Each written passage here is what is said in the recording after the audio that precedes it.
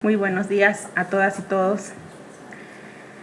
Es un honor para mí poder participar en este coloquio, por lo cual agradezco infinitamente al PUIC de la UNAM, en especial a Nemesio Rodríguez Mitchell por la invitación y por este espacio que me ha sido concedido. Las palabras que dirigiré, no puedo decir una ponencia tal cual, así unas palabras. Tiene un nombre. Ayer en la noche todavía estaba sin bautizar y en una plática con Siga fue que determiné ponerle a ojos cerrados y a oídos sordos. Así se denominan estas palabritas que van a ir aquí concatenadas. Espero que sea entendible del porqué de este nombre. A lo largo y ancho de la costa chica oaxaqueña, existen diversas formas de cómo nos nombramos. En las comunidades negras, para la gran mayoría, principalmente, pudiésemos decir de los de abajo, de los que yo soy parte, de los que no somos privilegiados y que nos ha tocado estar sintiendo los estragos de esa marginación alta y muy alta, la cual se dice por algunos que no tenemos. Lo más común es escucharles decir negro, negra, moreno, costeño, etnónimos que son parte de la cotidianidad del folclore. Y cuando digo del folclore, no creo que pase desapercibido para la gran mayoría de los que están aquí. Soy el negro de la costa, de Guerrero y de Oaxaca. Desde ahí se ve que para la gente de la zona hay una reivindicación en cuanto al término, porque en esas canciones lo están asumiendo ya. ¿Cuándo empieza a lacerar este término? Desde la mirada del otro.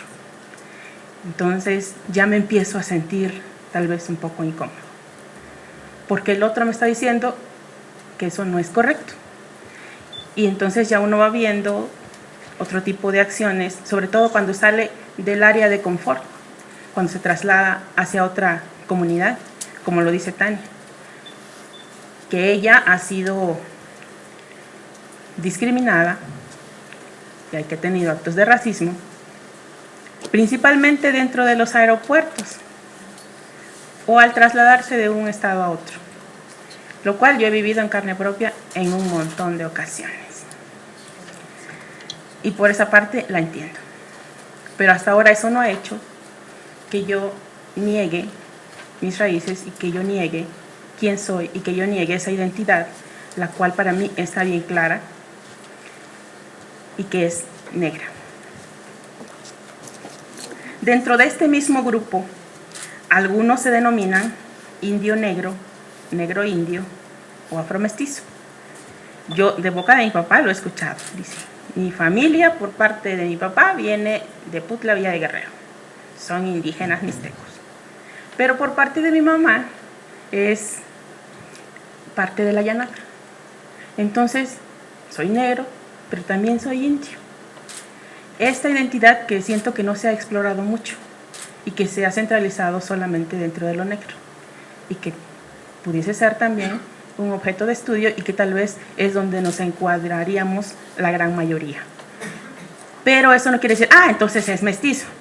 ¿Por qué tratar de diluir en ese discurso del mestizaje y no ponderar estos dos grupos que son ancestralmente excluidos y marginados? ¿Por qué no darles el valor que tienen sin necesidad de diluirlo en el mestizaje? Bueno, es lo que yo pienso, ¿no? Aquí hay muchos estudiosos que ya podrán decirme, pero que sí, mal. Pero ya lo diríamos en los otros 5 minutos que espero se me conceda. Una de las compañeras dentro del movimiento de mujeres negras dice, yo soy afroindígena. Entonces, ahí el término está más claro para los antropólogos, para los etnólogos. Y ya le quitamos esa carga negativa que causa tanto ruido del indio negro. Para algunos de los que se han involucrado dentro del movimiento en los últimos 10 años, su identidad se ha transformado y hacia la afromexicanidad. Dice, yo soy afromexicano o afrodescendiente, lo cual se nos ha dicho que es políticamente correcto y también es válido, porque de eso se trata la autoadscripción, que uno decide el cómo quiere llamarse, aun cuando haya autoadscripciones de mala fe, de aquellos que ven que sí hay ahí una forma de cómo tener 2, 3 pesitos y se autoadscriben y que de cierta forma causan daño a los movimientos legítimos. Entonces los deslegitiman. ¿Y qué es lo que hace? Pues que ya no haya ese avance que se espera, pero bueno, hay que lidiar con ello y seguir avanzando. Lo que no debemos pasar desapercibido es que debido al blanqueamiento histórico del cual hemos sido objetos al interior de las poblaciones negras, existe un desconocimiento de nuestras raíces ancestrales. No sabemos diferentes. Pues si le dices a alguno de ellos, ¿eres indígena así nada más? Dice, no, yo soy negro. Pero se nos dificulta explicar esas diferencias, pues existe la pérdida de la conciencia de esa identidad. Y siendo esta conciencia un derecho humano, este nos fue negado y diluido dentro de ese mestizaje, por lo cual somos una identidad en construcción. En un primer momento, por quien se acerca pudiese parecer que está asociada única y exclusivamente al color de la piel. Pero nosotros que estamos ahí, ahora que ya he visto la luz un poco más allá, veo que no es así. Que hay muchas otras cosas que nosotros asociamos a esa negritud. Dice, yo soy negro porque a mí me gusta bailar las charangas, la música, porque a mí me gusta el son de Artesa, la danza, porque yo me siento identificado con la danza de los diablos. Entonces, porque cuando yo me enfermo, ya que todos los doctores y la medicina que me dan, lejos de beneficiarme, me empeora, voy con el médico tradicional que me va a ayudar a rescatar ese tono o ese animal de donde lo tienen ahí secuestrado los otros espíritus que les están haciendo mal para que esa persona esté enferma. Y que solamente con ese rito que va a realizar esa persona junto con otros que también son tono o animal, va a ser la única forma de liberarse y de sanar. Ahí está, en la medicina tradicional. No solo en el rayo de sol que puso la piel negra como muchos lo asocian. No, están esos otros elementos que son importantes y que muchas veces no se quieren ligar al término negro y que prefieren satanizar y hacerlos a un lado. Entonces, igual y me estoy haciendo pelotitas, pero por ahí va la cosa. Otra, en los ritos mortuorios, que son muy, muy específicos también dentro de las comunidades negras. La forma en cual ha evolucionado tal vez la incorporación de esos ritos en la cuestión religiosa por la conquista que también pues se ha tenido. El cómo nos identificamos creo que ha quedado de manifiesto en un montón de investigaciones. Si podemos ver el trabajo que elaboró en el 2011 la CDI, ahí también ya salió un resultado. La gran mayoría dijo negro y hubo otros etnónimos que salieron, que salió moreno, que salió mestizo, salieron un montón, pero aún así no se han visto, siguen pasando desapercibidos. En la misma encuesta intercensal realizada en el 2015, donde el término que más se entendió no fue el políticamente correcto, y para evitar problemas con organismos internacionales, dichos resultados se presentan como afrodescendientes. Una vez más, se diluye, se blanquea y se presenta como lo políticamente correcto. Y no hay una diferenciación real de la población. La respuesta está, pero no logra pasar por el canal auditivo de los funcionarios ni de los que tienen la hegemonía de la palabra. Para poder hablar de dónde estamos, Me gustaría citar a la maestra María Nieto Castillo en su artículo denominado Identidad y autoadscripción, una aproximación conceptual. Inicia hablando algo muy importante.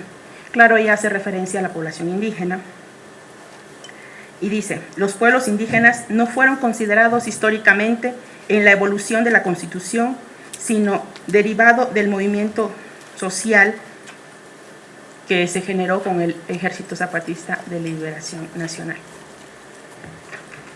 Y aún en ese proceso histórico tampoco estuvimos incluidos.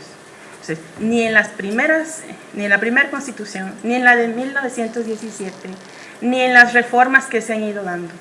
Y es entendible, porque debido a los excesos de la época colonial, de quienes ostentaban el poder, y con ese movimiento de independencia en el cual se trata de que todos seamos iguales, y con esa pretensión que solo queda en la ley y no en la realidad, pues nos diluyen en ese discurso del mestizaje.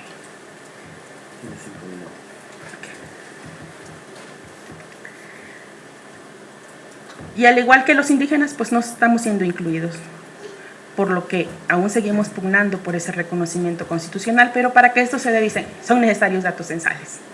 Y es el motivo que estamos aquí, que no solo lo de la encuesta intercensal, sino hay que tener las miras hacia el censo 2020, que creo que es el de mayor importancia, y en el cual tenemos que buscar las estrategias, no solo las organizaciones sociales, sino buscar cómo aterrizar al interior de las comunidades esa conciencia de la negritud de manera un poco más clara, sin tratar de interferir en esa autoadscripción, sino ser un acompañamiento real para que, mostrándole la gama de etnónimos, ellos se reconozcan y se autoadscriban sin tantas coacciones, sin llegar a decirle: estás mal, esto es lo que debes hacer, sino que ellos, desde su propia vivencia, puedan decidir, y no con tanta incidencia para que se diga lo que se quiere oír. Los negros existimos en México desde la época colonial. La mayoría de sus descendientes los podemos encontrar en todo el territorio nacional, como nos lo demuestra la encuesta intercensal, la cual nos dice que de las viviendas encuestadas dio un resultado de 1.381.853 personas negras, lo cual es el 1.2% de la población nacional. Los estados con mayor presencia de población son Guerrero con el 6.5%, Oaxaca con el 5%, Veracruz con el 3.3%, y de los que tienen menor porcentaje es Durango, que es el último, con el 0.01%. Estos datos nos fueron en algún primer momento otorgados por el INEGI. Ahora creo que ya hay un trabajo mejor sistematizado, me comentaban hace un rato, y donde podemos tener ya datos más precisos de cuánto tiene en porcentaje cada uno de los estados a nivel nacional. A nivel estatal nos decía que 186 municipios con presencia, de los cuales 30 eran los que tenían mayor presencia, empezando por Santiago Pinotepa Nacional y terminando con Santiago Tetepec, de esos 30. Lo que nosotros identificamos, pues es principalmente a los de la Llanada, ahí dentro de la Costa Chica oaxaqueña. Pero el municipio de Santa María Huazolotitlán, que también está incluido dentro de esas 30, de esos 30 municipios, pues también tiene una cantidad considerable. Entonces, los invito a que chequen este documento para poder tener una percepción más clara. Lo que sí es importante, el trabajo conjunto y empezar por ver más lo que nos hermana, lo que nos ayudaría a avanzar, que por seguir con los jaloneos y por seguir fomentando egos. Yo creo que lo importante aquí es avanzar en pro de las comunidades negras y de los pueblos negros de este país, cada quien desde sus trincheras y buscando los medios y las alternativas, ya que vemos que uno de los problemas ha sido la cuestión económica, lo mismo que dice el INEGI. ¿Para qué voy a incluir todos los etnónimos?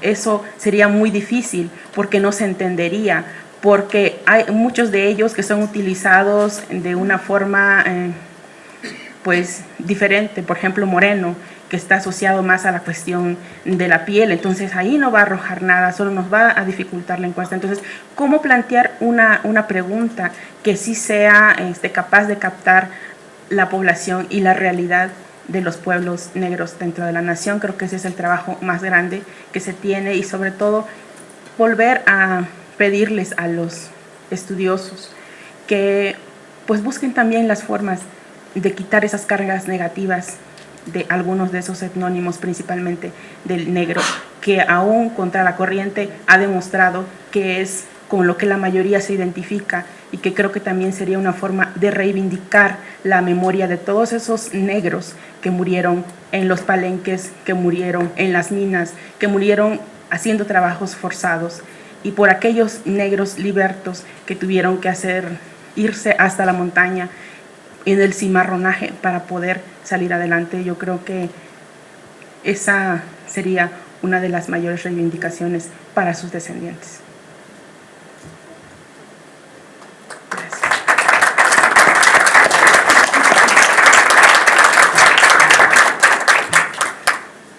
Muy bien. Pues bueno, seguramente habrá preguntas, alguna intervención, alguna duda que habrá que hacerle llegar a la compañera, que bueno, pues hay que decir que ella es una persona que ha estado metida dentro del movimiento y junto con organizaciones de mujeres en Costa Chica, y pues una activista reconocida en la región. Entonces, preguntas, dudas, compañero.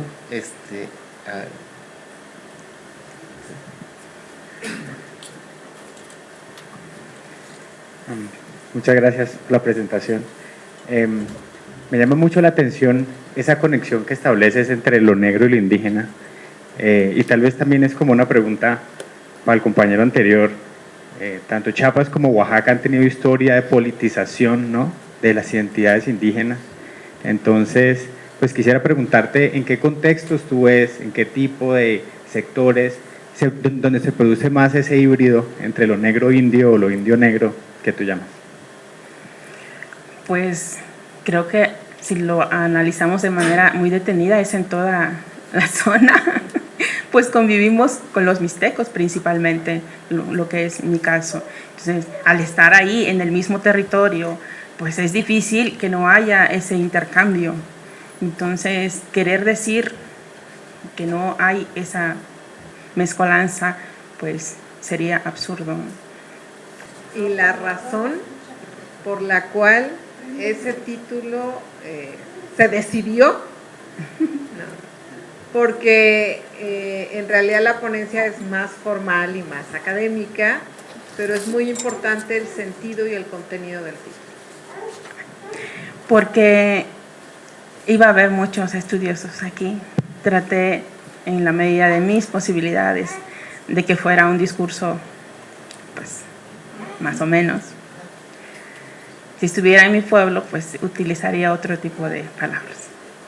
Pero el motivo real aquí es porque, a pesar de que hemos dicho y repetido una y mil veces cómo queremos llamarnos, cosa que también creo que le ha pasado a los pueblos indígenas, no se logra escuchar.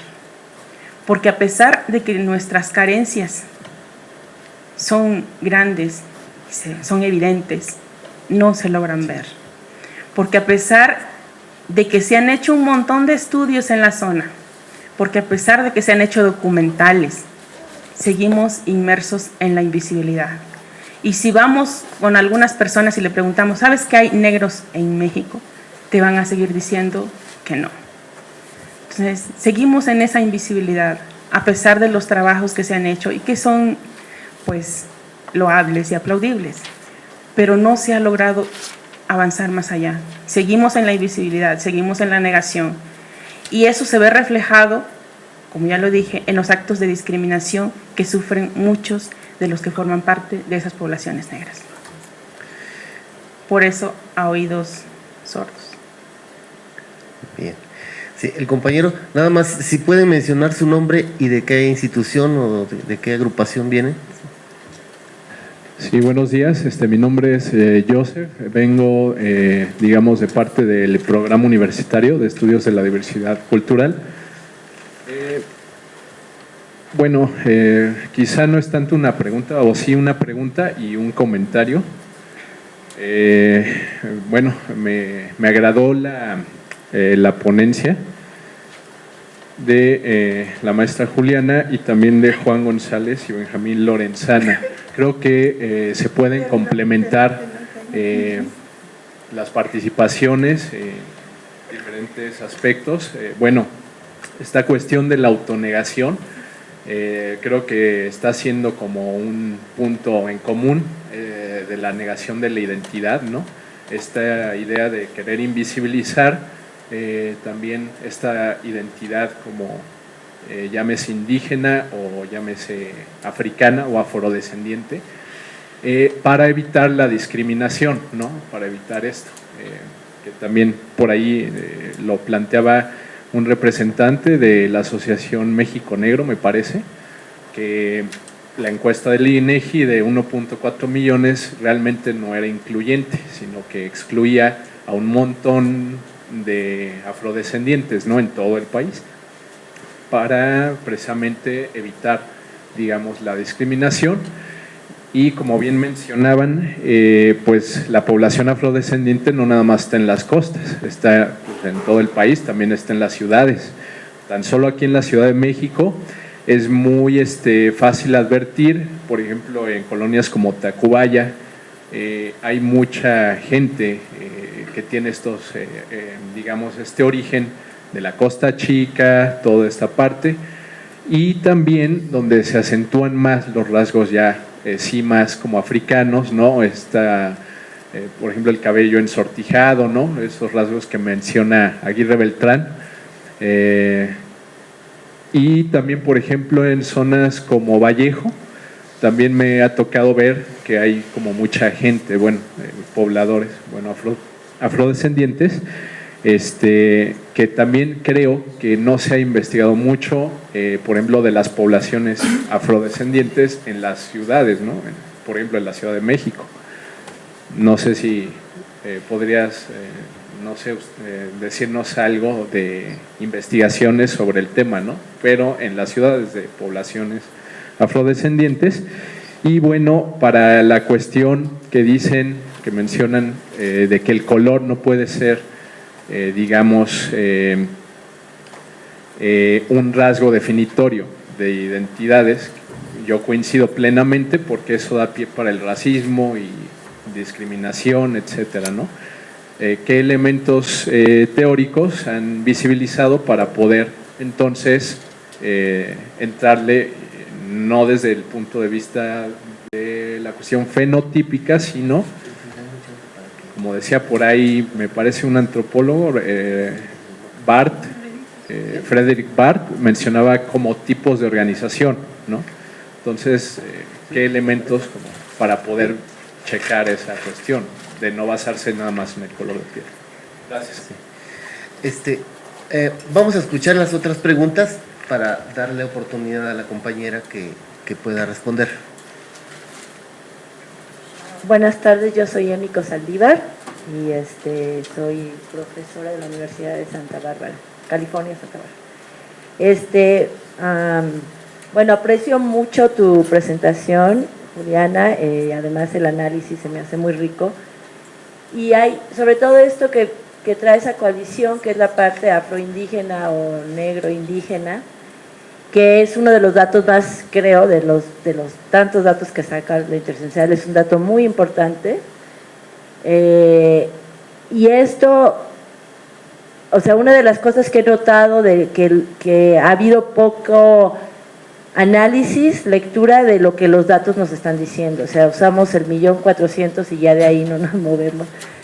Y creo que este dato, o sea, sale que más o menos el 60% de la población sobre todo en los estados de Guerrero, Oaxaca y Veracruz, se consideran, también se autodescriben como indígenas, ¿no?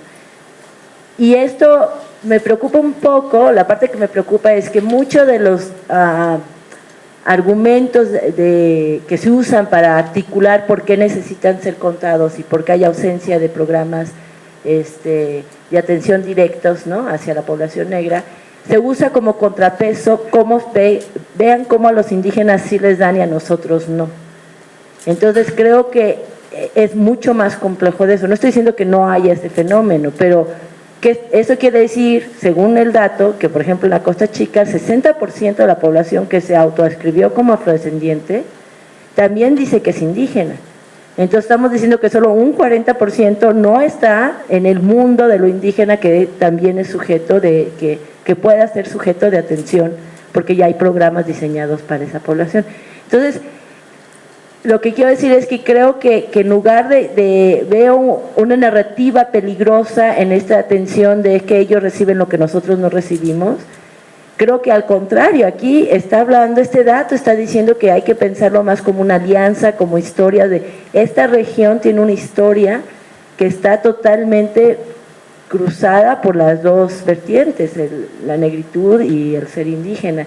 Y creo que eso debería ser un punto de partida de fuerza y no ponerlo como queremos lo que ellos tienen porque nosotros no lo tenemos, que creo que así es, y es lo que hace la política pública, ¿no? Divide y dice, a ti te doy esto porque eres esto, y a ti te doy esto porque eres esto, y hay que tener cuidado, ¿no? Yo eso quisiera ver cómo lo ves tú, ¿no? Cómo sientes que se ha negociado eso en la región, ¿no?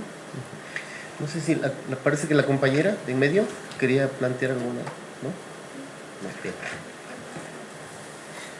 Entonces, ¿hay alguna otra pregunta para darle paso a las respuestas de la compañera?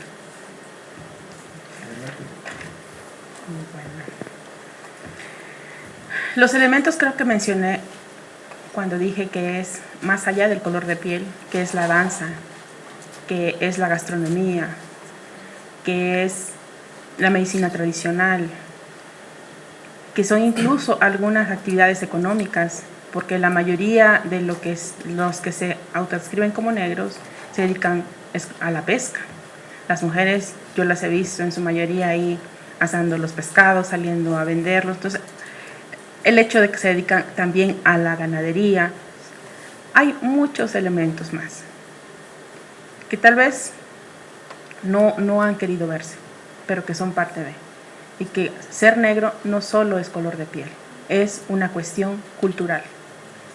Y eso es lo más importante. Somos un pueblo culturalmente diferenciado.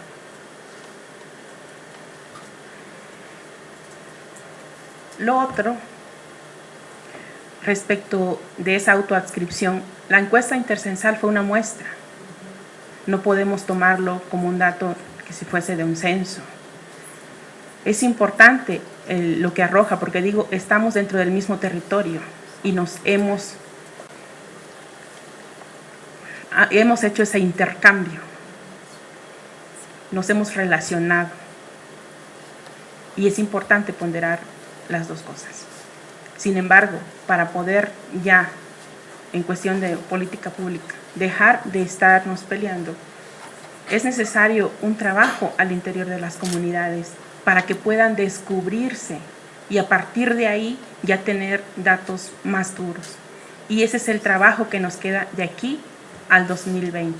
Y por eso la importancia de que esos etnónimos con lo que la mayoría de la gente se autoadscribe sean incluidos dentro de la pregunta del 2020, para poder tener ahí de manera más clara el cuántos somos, dónde estamos y de qué manera efectivamente nos denominamos. Y no es cuestión de pelear, que es una cuestión ancestral, viene desde la época colonial esa confrontación que se ha querido hacer entre el negro y el indígena. Entonces se perpetúa a través de la política pública. Entonces buscar los mecanismos para poder diferenciar y que sea esa discriminación positiva, para que salgan ambos, porque ambos son grupos vulnerables, en un rezago, en una marginación de alta y muy alta categoría. Y eso, como dije, se ve a simple vista. Y es algo pues que necesitamos trabajar todos, tanto estudiosos como organizaciones, para que ese avance se dé.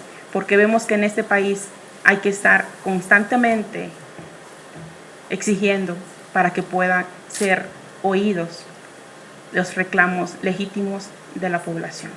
Entonces, no sé si estoy dando la respuesta a tu pregunta. Ya tú dirás.